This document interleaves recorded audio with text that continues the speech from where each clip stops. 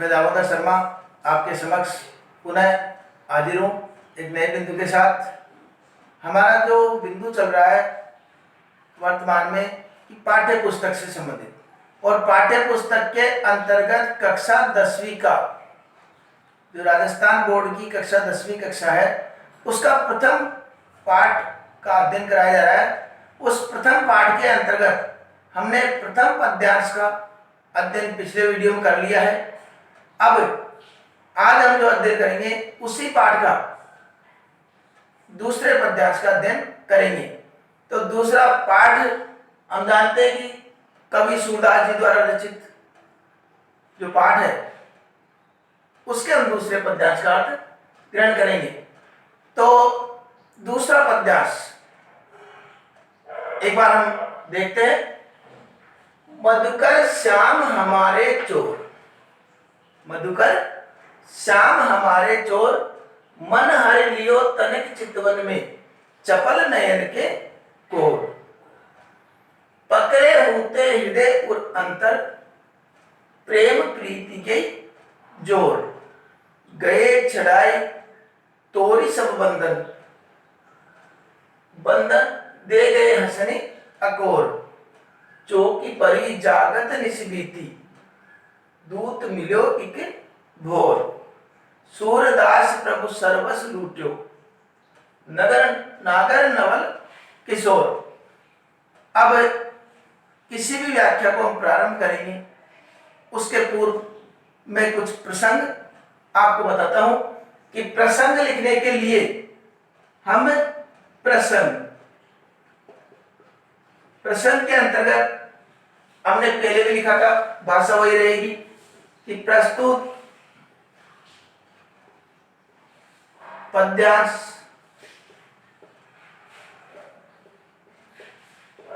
हमारी पाठ्य पुस्तक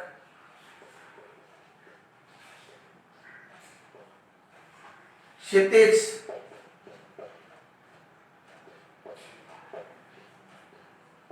के अंतर्गत सूरदास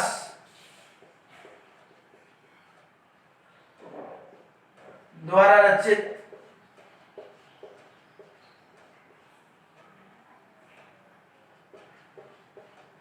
सूरसागर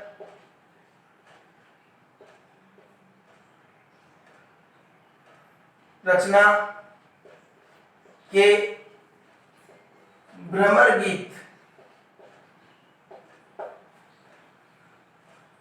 शीर्षक के पदों से अवतरित है।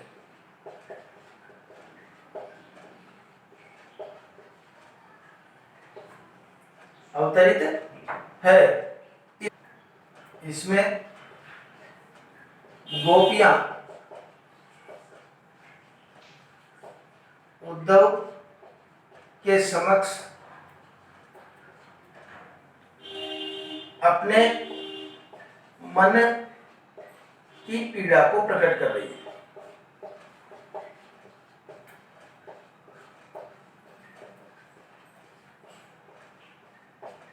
ठीक है, अब करेंगे हम इसकी व्याख्या। प्रसंग में हम ध्यान रखेंगे कि जो हमने पाठों के नाम, किताब के नाम, कवि के नाम, जो कुछ भी लिखे हैं ये एक उद्धरण चिन्ह में हमको बंद करना है। सूरदास, क्षितिज, सूरसागर, भ्रमर गीत, जिससे कि परीक्षक का ध्यान उस पर विशेष रूप से पड़े। अब देखो, हमने पिछले वीडियो में बताया कि जो भ्रमर गीत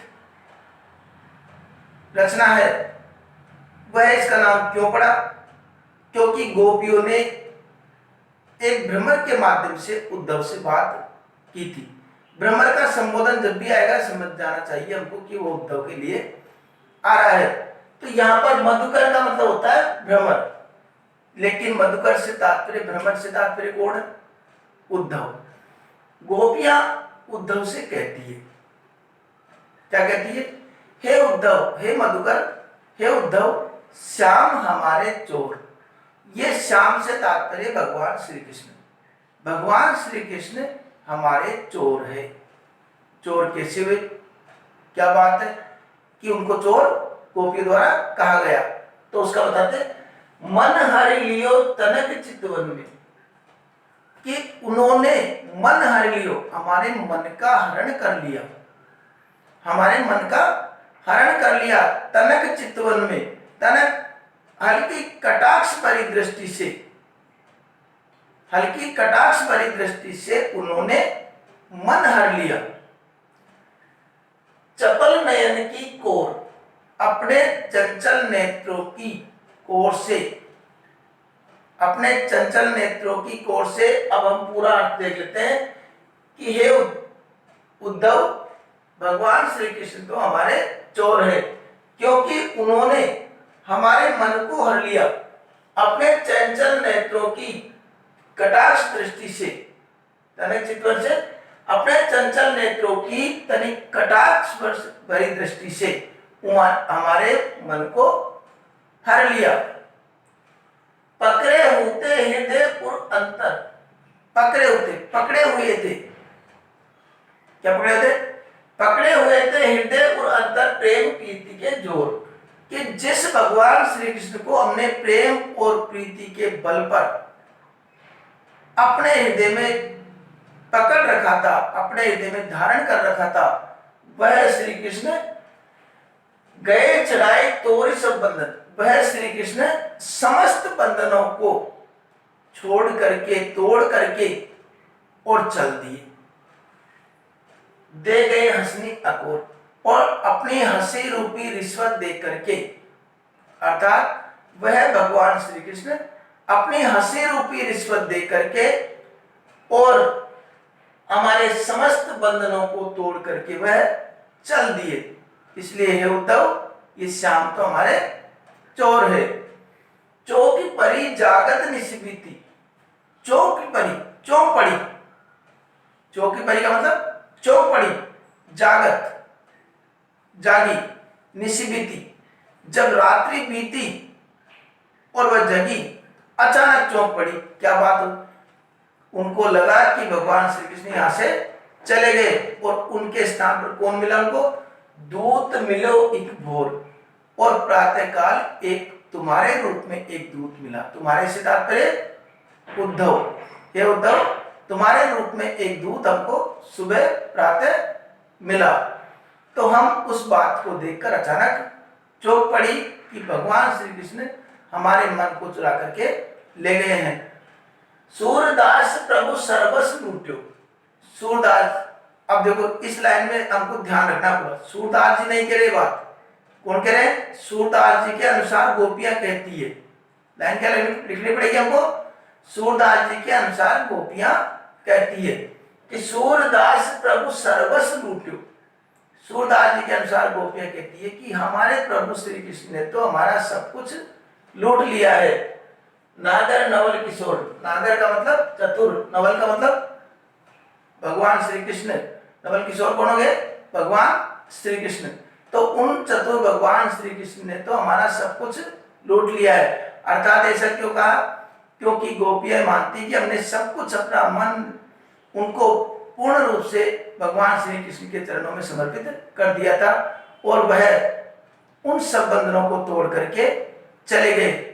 तो एक तरीके से उन्होंने हमारा सब कुछ लूट लिया है।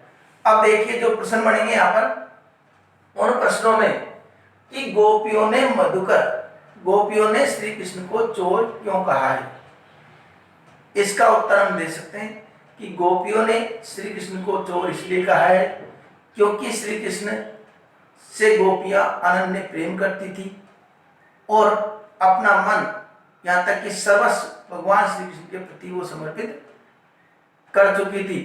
ऐसे समय पर उन्होंने जिस हृदय में भगवान श्री कृष्ण को बसा रखा था, वह भगवान श्री कृष्ण हंसी रूपी रिश्वत दे करके और सारे बंधनों को तोड़कर वहां से चले गए।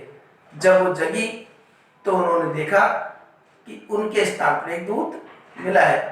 तब उनको एहसास हुआ कि भगवान श्री कृष्ण निश्चित रूप से हमारे चोर है। ठीक है, यहाँ दूत से तात्पर्य कौन है? दूत से तात्पर्य है उद्धव। दूत कौन है? उद्धव। तो उद्धव दूध से तात्पर्य। अचानक क्यों चौंक पड़ी, इसका उत्तर भी हम उसी प्रकार से बनाएंगे जैसे हमने बताया था कि अचानक क्यों चौंक पड़ी, जब उनको एहसास हुआ कि भगवान श्री कृष्ण उनके सारे बंधनों को तोड़ करके और वहां से चले गए, तो वह अचानक चौंक पड़ी।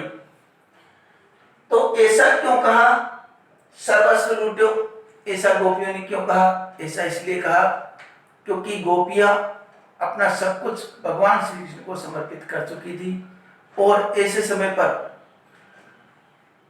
जो भगवान श्री कृष्ण उनको 80 रुपये रिश्वत दे करके और चले गए, तो उनको लगा कि जब दुनिया में उनके लिए कुछ बचा ही नहीं है। जो सब कुछ थे उनके लिए वह तो प्रभु श्री कृष्ण ही थे, इसलिए वो सब कुछ भगवान श्री कृष्ण को उन्होंने बताया, और जब श्री कृष्ण ही चले गए तो फिर उनके पास बचा ही क्या है। ठीक है, अब हमको लिखना पड़ेगा इसका विशेष। तो विशेष लिखे उसके पहले एक बार स्क्रीनशॉट ले लीजिए। अब देखिए यहां पर हमने प्रसंग लिखा, व्याख्या लिखी, व्याख्या जो बताई वो व्याख्या हो गई। अब अगला बिंदु लिखना पड़ता है हमको विशेष। विशेष के अंतर्गत हमने देखा ब्रज भाषा का प्रयोग, ब्रज भाषा का प्रयोग। दूसरा विशेष, इसमें वियोग श्रृंगार रस, वियोग श्रृंगार रस, क्योंकि इसमें वियोग की स्थिति का वर्णन किया गया है, गोपियों की वियोग विरह वेदना का वर्णन इसमें किया गया है। तीसरा है यहां पर ब्रजभाषा, वियोग श्रृंगार रस और व्यंग्यात्मक शैली, व्यंग्यात्मक शैली। ठीक है, इस प्रकार हम इसमें लिख सकते हैं। ठीक है, आशा करता हूं आपके वीडियो ये पाठ पूरी तरीके से समझ में आ गया होगा।